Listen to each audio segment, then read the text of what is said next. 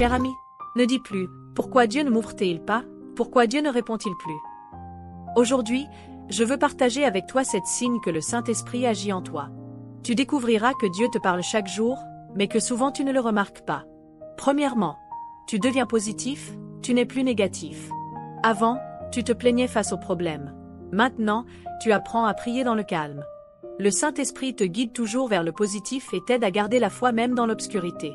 Philippiens. Je puis tout par celui qui me fortifie. Deuxièmement, tu obéis de bon cœur, même dans la souffrance. Le Saint-Esprit ne te force jamais, mais il touche ton cœur pour que tu dises « Seigneur, je veux obéir ». Cette force de ne pas reculer dans la douleur est un signe de l'œuvre du Saint-Esprit. Luc. Toutefois, que ma volonté ne se fasse pas, mais la tienne. Troisièmement, tu commences à détester le péché et à désirer la sainteté. Avant, tu pensais « Tout le monde fait ça », mais maintenant tu ressens de la honte lorsque tu pèches. Tu veux plaire à Dieu et t'éloigner du mal. Jacques. Approchez-vous de Dieu, et il s'approchera de vous. Nettoyez vos mains, pécheurs, purifiez vos cœurs, hommes irrésolus. Quatrièmement, tu ressens la direction de Dieu dans ta vie. La lecture de la Bible t'éclaire, la prière te touche, ton cœur est en paix. Et tu sens la présence du Saint-Esprit même dans les jours ordinaires. Psaume.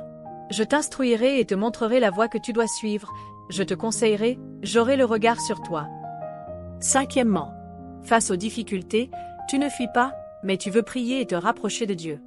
Même si le problème n'est pas encore résolu, ton cœur est rempli de force. C'est l'oxygène spirituel que le Saint-Esprit te donne.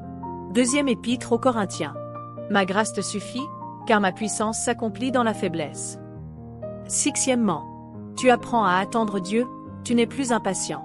Quand tu ne sais pas si quelque chose vient de Dieu, tu peux rester calme, attendre et chercher sa direction. Ce n'est pas de la faiblesse, mais la maturité de la foi. Psaume. Garde le silence devant l'Éternel, et espère en lui. Septièmement, tu pleures, tu te blâmes et tu regrettes, mais tu ne tombes pas définitivement. Quand tu cries et regrettes, tu es toujours relevé. C'est l'œuvre du Saint-Esprit, tu peux tomber, mais jamais être vaincu. Proverbe. Car cette fois le juste tombe, et il se relève. Cher ami, l'œuvre du Saint-Esprit ne consiste pas à te faire paraître extraordinaire, mais à te rendre de plus en plus semblable à Christ. Lorsque ton cœur aime Dieu, désire prier et vivre dans la sainteté, c'est le signe le plus évident que le Saint-Esprit agit en toi. Dis-moi, combien de ces signes reconnais-tu en toi? Si ce message t'a touché, écris « Saint-Esprit, continue ton œuvre en moi » et partage-le avec tes proches, afin qu'eux aussi apprennent à discerner les signes de l'œuvre de Dieu dans leur vie. Si tu veux en apprendre davantage sur le travail du Saint-Esprit, rejoins notre groupe d'études bibliques en ligne gratuit et découvre chaque jour la parole de Dieu pour que ta vie devienne plus semblable à celle de Christ.